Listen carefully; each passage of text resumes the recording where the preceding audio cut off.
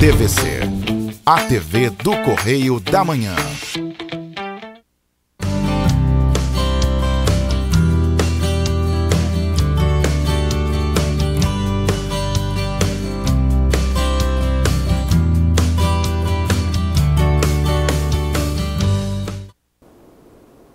Oi, gente! Hoje foi um dia de festa, o dia da apoteose da nossa democracia.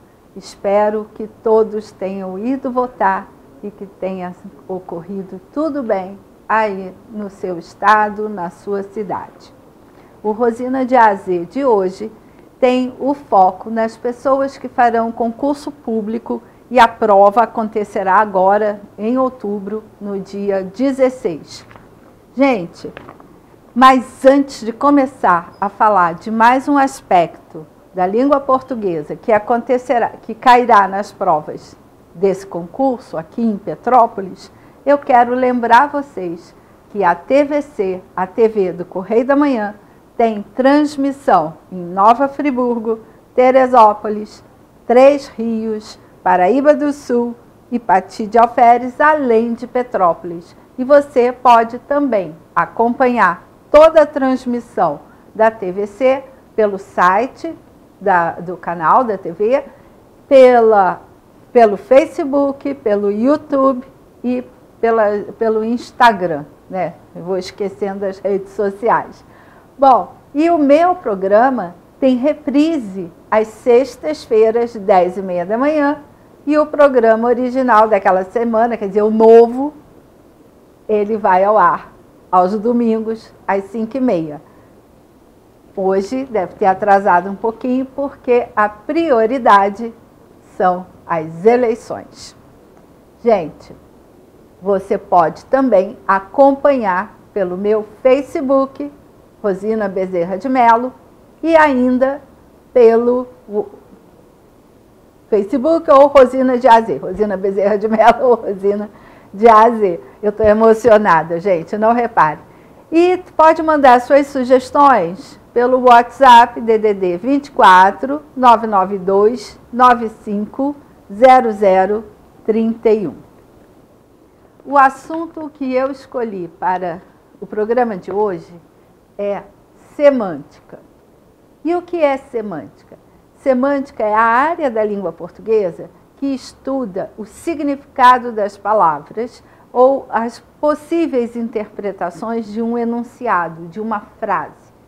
Então, nós vamos ver que aspectos da semântica nós estudamos e que caem em concursos. Vamos lá. A parte de sinônimos e antônimos é uma das áreas da semântica. Homônimos, que é a abrangência, os homônimos, os parônimos, a denotação, a conotação, a polissemia e a ambiguidade estão dentro da abrangência da semântica. Eu vou começar por sinônimos e antônimos. Gente, sinônimos são aquelas palavrinhas que têm um sentido semelhante. Exemplo, como eu botei aí, branco e alvo.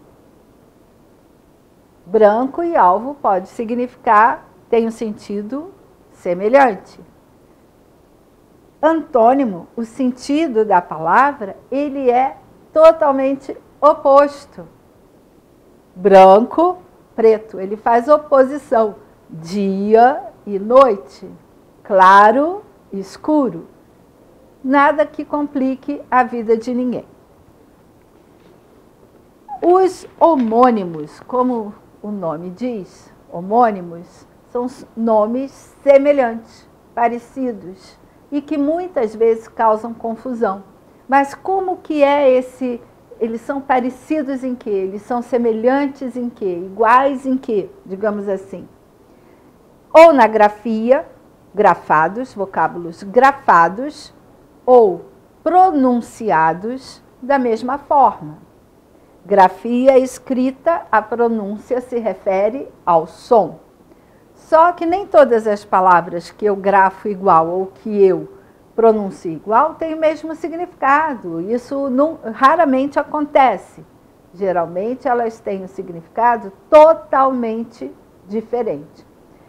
Mas aí vamos ver como que os homônimos são estudados. Vamos lá. Eu tenho os homônimos perfeitos. Homônimos perfeitos são aqueles que tanto a escrita quanto a pronúncia deles, o modo como eu os falo, são idênticos.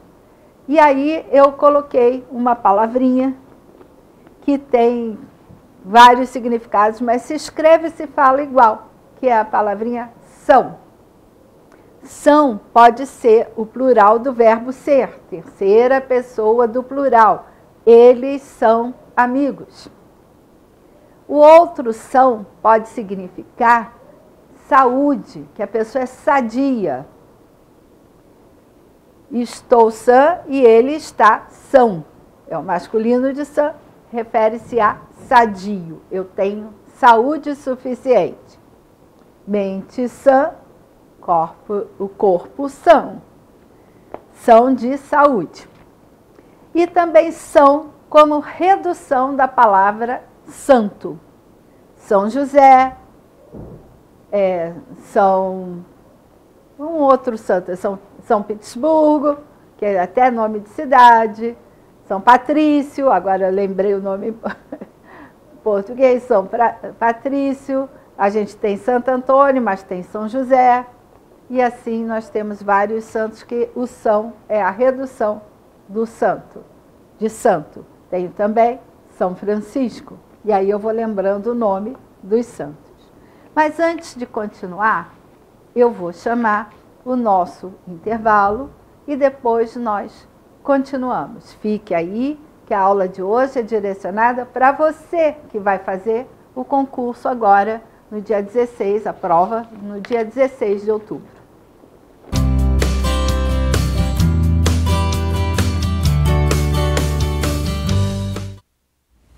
Você já pensou sobre o que é ser petropolitano? Ser petropolitano é viver a história e viver na história. É tratar Dom Pedro II e a Princesa Isabel como vizinhos. Ter uma natureza incomparável e ter um ar serrano que os turistas adoram. É também, às vezes, ter todas as estações do ano em um só dia. Ser petropolitano é se emocionar com os corais e marchar com as bandas marciais. É enfrentar o trânsito na subida da serra e reclamar do pedágio. É comemorar os gols e, às vezes, sofrer pelo serrano. Ser petropolitano é ser resiliente, ser solidário. Ser petropolitano é amar esta cidade imperial, na qual nascemos ou escolhemos para viver. Correio Petropolitano, o jornal que tem no seu nome o orgulho de ser petropolitano. Todos os dias em uma banca perto de você.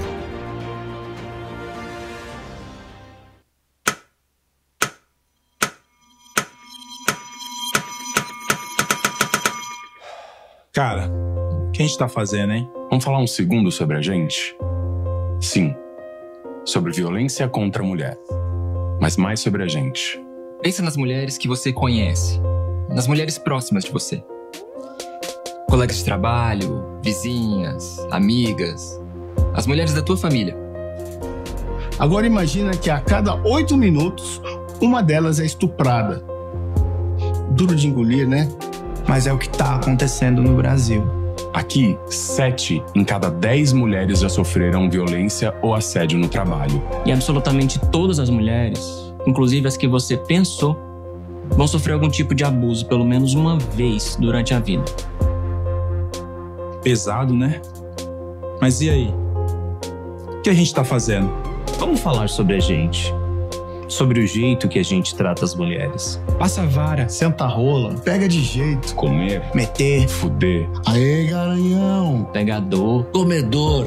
Ensinam pra gente que a mulher é uma coisa a ser conquistada, um prêmio, e que você não deve aceitar um não como resposta. Ela não te dá bola? É porque tá se fazendo de difícil. É só pegar um drink que ela tá na tua, irmão. Manda ver. Ela tá pedindo. Só um beijo. Um beijinho, pô. não tem mulher que não dá, só tem homem que não sabe pegar. Vai lá, pega ela, mostra que é macho. É assustador quando a gente ouve isso fora de contexto, né? Agora imagina o quanto é assustador para elas. Quantas vezes você já ouviu alguém falar assim? Seja na escola, seja no trabalho, seja na balada, até na sua própria casa. Tá errado. Então, vamos falar sobre a gente? Porque a gente pode mudar essa realidade. Não tem que ser desse jeito. A violência contra a mulher não é um problema da mulher. É um problema nosso. É problema meu. E problema meu. É um problema meu. Meu. Meu. Meu. Meu. Meu. Meu. Meu. Meu. Meu. Meu. É um problema meu. A responsabilidade é nossa.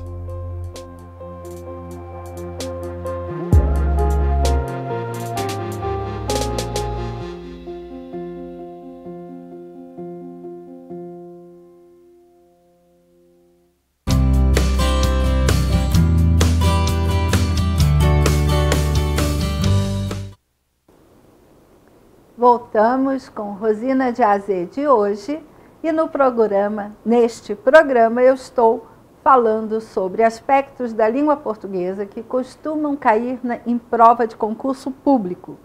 E, no caso, eu estou falando sobre a área da semântica que tem a ver com a parte de significação das palavras. Já falamos nos sinônimos, nos antônimos. Começamos a falar dos homônimos, que são nomes semelhantes, e explicamos os homônimos perfeitos. Os homônimos perfeitos recebem também o nome de homônimos, nomes iguais, homógrafos, escrita, que é a grafia igual, e homófonos, som igual. Então, se você se deparar na prova com esses termos, homônimos, homófonos e homógrafos, grafia é a escrita, fono é o som, tem relação com o som, tá? E agora nós vamos ver os homônimos imperfeitos, os imperfeitos. Não vou tirar o S da palavra, não. Os homófonos, homônimos imperfeitos, homófonos, são aqueles que o som é semelhante. O som é igual, mas o modo de escrever é completamente diferente. Aí eu trouxe para vocês um caso que é muito comum e que as pessoas costumam errar, que é a questão da cessão com dois S's, dois S's, cessão com S, C cedilha, e cessão com C e dois S's. Cada um deles tem um significado diferente. Cessão com dois S's está se referindo a lugar. Não, desculpe, eu fiz a confusão. Cessão com dois S's se refere a tempo, a uma divisão de tempo. Então, eu tenho a sessão da terapia, a sessão da aula de ginástica, a sessão do cinema. Isso é uma divisão de tempo, uma fração do tempo. A sessão com S, C cedilha, ela se refere a lugar. Sessão de cosméticos, sessão de laticínios, sessão de moda íntima. Você vai dividir o espaço em várias sessões, com C cedilha. E a sessão com C e dois S's está relacionado a ceder. O que é ceder? Eu vou dar alguma coisa a alguém, eu vou fazer uma cessão.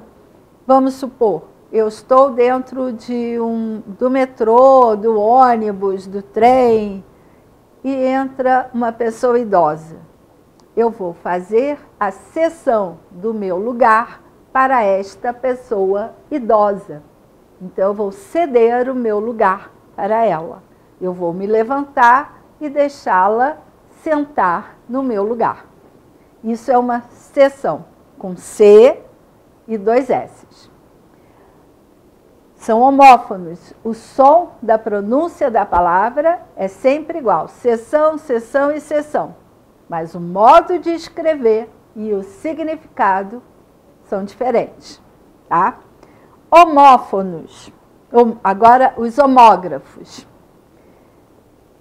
Eles têm a mesma grafia. Homógrafos, mesma grafia. Só que a pronúncia é diferente. Aí eu coloquei como exemplo, que apareceu aí para você, a sede. Sede é necessidade de água. Eu preciso de água. Sede. Sede é o lugar principal de determinada organização, que a gente também chama de matriz. Ou então, onde é a sede do Flamengo? É na Gávea. Onde é o campo de treinamento, ou vamos dizer, o campo de treinamento, ou o lugar onde tem o alojamento para jogador, acho que em Jacarepaguá, não me lembro. Não é no Leblon. A sede é num lugar e o centro de treinamentos é em outro. Tem também o Ninho do Urubu, que é na Ilha do Governador. Então, mas a sede é na Gávea. Eu falei Leblon, mas é Gávea. Hoje é emoção do dia, estou trocando tudo. Aí agora vem os parônimos. Eles são parecidos, são nomes parecidos, mas não têm nenhum significado semelhante, não têm grafia igual, eles mudam e às vezes mudam em apenas uma letrinha. Uma única letrinha faz toda a diferença. E aí eu coloquei como exemplo cavaleiro e cavalheiro. O cavaleiro é o homem que pratica o esporte de equitação, de montar a cavalo. O cavalheiro, com LH, ele é uma pessoa, um homem gentil, muito educado, cortês. Esse é um cavalheiro. O cavaleiro pratica montaria a cavalo, tá? Aí coloquei também um outro exemplo, o emergir, e ainda botei emigrar e imigrar. Gente, exportar e importar, emergir, imergir, emigrar, imigrar. Essas palavrinhas, elas têm um significado que muda por apenas a mudança da letrinha E da letrinha I. Emigrar, exportar e emergir, elas estão dizendo que você vai sair da onde você está e vai para outro lugar. Então, quando eu exporto, eu mando a mercadoria para fora do país. Quando eu emigro, eu vou para outro lugar. E quando eu emerjo, ou o submarino emerge, ele vem à tona, ele sai do fundo e vem para fora. Então, vamos ficar atentos. Com o I, acontece o contrário. O imigrante é aquele que entra num novo lugar, numa nova cidade, num novo estado, num novo país. É que entra, não é quem sai. Aquilo que eu importo é aquilo que eu trago de fora para dentro do meu país. E quando eu... Qual foi a outra palavra? Quando o submarino emerge, ele afunda, ele entra para as profundezas do mar. Então, o sentido do ir é vir para dentro, é chegar em algum lugar, é entrar. E o sentido do e é para fora, é sair. Então, fiquem atentos, porque essas palavrinhas confundem muito as pessoas. E aí tem submergir, imergir e por aí afora. Depois dos parônimos, eu vou brincar com a polissemia. O que é a polissemia? São os vários sentidos possíveis de uma palavra, de acordo com o contexto. Por isso que lá na frente, no iniciozinho do programa, eu comentei que a semântica estuda o significado das palavras, a significação das palavras, mas também dos enunciados. E aí, quando eu falei dos homônimos perfeitos, eu usei a palavra são. A polissemia são os vários significados que uma palavra pode ter. Então, eu tenho são, verbo, terceira pessoa do plural. Eu tenho são de sadio, de saudável. Eu tenho são de redução de santo. 3 significados diferentes. Aí eu coloquei no exemplo também a palavra manga. Eu tenho manga de fruta e manga, pedaço de uma roupa, ligado à roupa. Eu tenho mangueira, aquele objeto que eu uso para regar, para lavar, para transferir água de um lugar para o outro, a mangueira, e tenho a árvore frutífera que tem como fruto a manga. Tem vários significados. Muitas palavras podem ter vários significados. Vou até lembrar aqui o verbo bater. Quando eu falo, minha mãe bateu um bolo, quer dizer que ela pegou o chinelo e ficou lá batendo no bolo? Não, ela preparou um bolo com a batedeira que faz a mistura da massa. João bateu o carro, isso quer dizer que ele sofreu um acidente. Pedro bateu na porta, ele chegou lá na porta e toque, toque, toque, toque, toque. Pedro bateu na porta. Quer dizer que ele chamou a atenção ali na porta. E o verbo bater também tem vários significados. Isso é polissemia. Poli, de muitos, e semia, ligado aos significados da semântica. Acho que eu já dei aqui todos os exemplos que eu tinha colocado aí na lâmina, na artezinha que aparece para vocês. Aí agora vamos a uma outra questão estudada também pela semântica, que é a ambiguidade. Gente, ambiguidade é aquilo que nós conhecemos como duplo sentido. E as pessoas fazem milhões de brincadeiras com essa questão do duplo sentido. Antes de sair de casa, eu até estava ouvindo um videozinho, um áudiozinho, era um vídeo mesmo, que um desses caras bacanas que tem blog e que edita vídeo, ele coletou vários furos de jornalistas esportivos que falavam nomes que as pessoas mandavam, né? Fulano está participando, Beltrano, barará. E o pessoal manda nome com duplo sentido para o cara falar no ar e os outros ficarem morrendo de rir. E é verdade. Aí eu brinquei com uma frase que as pessoas também percebem o duplo sentido. Encontrei o cachorro do seu pai na rua. Encontrei o cachorro do seu pai na rua. Ou do fulano, que eu botei fulano para não botar pai de ninguém no meio da história. Encontrei o cachorro do fulano na rua.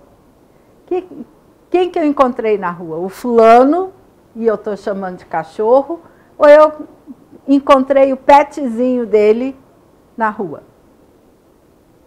Aí tem um duplo sentido.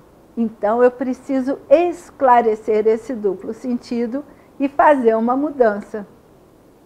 Encontrei o cachorro que pertence ao fulano na rua. Que aí eu tiro o duplo sentido. Encontrei o Paulo em sua casa. Encontrei o Paulo em sua casa. Na casa de quem? Da pessoa com quem eu estou conversando, falando que encontrei o Paulo na sua casa, ou o Paulo na casa dele, própria dele. Então, isso também aí tem um duplo sentido. Se eu encontrei o Paulo na casa dele, eu vou dizer, encontrei o Paulo na casa dele, que aí não tem confusão, né? O Paulo estava na sua casa, aí não é mais a casa dele, já é a casa da pessoa com quem eu estava conversando. E, para finalizar, eu quero falar da conotação e da denotação. O que é isso? Gente, denotação é o sentido que a palavra tem de acordo com o dicionário. Então, eu vou lá, abro o dicionário, é o sentido literal, é aquele que não dá para fugir, e vejo o significado literal daquela palavra. E aí, o sentido conotativo, a conotação, é de acordo com o contexto. Então, é uma maneira fácil de você gravar: denotação, dicionário, os dois começam com D. Conotação, contexto, os dois começam com C, que é o sentido figurado. É quando eu mudo o significado da palavra para usá-la dentro de um outro contexto, fora daquele contexto do dicionário denotativo. E aí eu coloquei como exemplo assim: os seguros cobrem sinistros. Sinistro no dicionário são acidentes. Mas eu vejo a juventude, os jovens, os adolescentes usando sinistro com outro sentido. Nossa, que sinistro! Ou é bacana ou é horroroso. Depende do contexto. E aí é o sentido conotativo, é o sentido figurado. É a mesma coisa que eu chegue para você e diga: você é uma flor. A flor é um vegetal, sentido denotativo. Quando eu digo que você é uma flor, eu estou usando um sentido figurado. Estou fazendo uma metáfora. E aí é uma figura de linguagem que será o tema do próximo programa. E ainda coloquei uma outra frase que eu adoro usar em sala de aula, que é Terezinha virou onça. Gente, quando eu digo Terezinha virou onça, ela se transformou numa onça? Ela é uma Juma Marruá que se transforma em onça? Não, gente.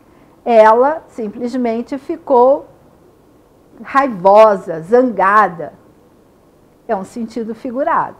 Agora, se eu falo Terezinha virou a mesa, quer dizer que ela derrubou a mesa. Aí é o sentido literal, o sentido correto, denotativo. Então, vamos ficar atentos a esses aspectos. Tudo isso ajuda você a compreender os textos. Você não pode ler desarvoradamente, preocupado com o tempo para a prova e não entender nada. Você tem que ler atenciosamente, treinar seu cérebro para isso, e aí, então, você terá condições de acertar a resposta. Antes de terminar, eu quero só comentar uma questão que eu sempre trago aqui, que é a questão do uso do verbo haver, com o sentido de existir, acontecer e ocorrer. Gente, não houveram nada. O verbo haver, quando significa existir, acontecer e ocorrer, ele é usado sempre no singular, terceira pessoa do singular. Houve, haverá, há, o A com H, nunca houveram, houverão, não tem condições nenhuma.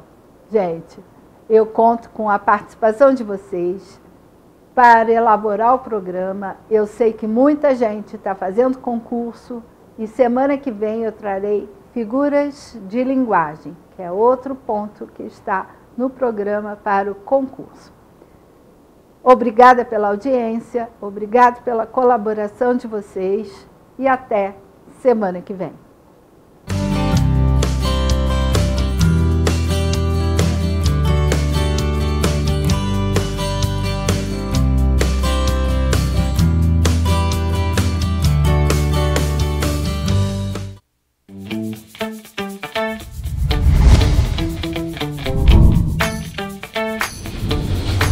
TVC, a TV do Correio da Manhã.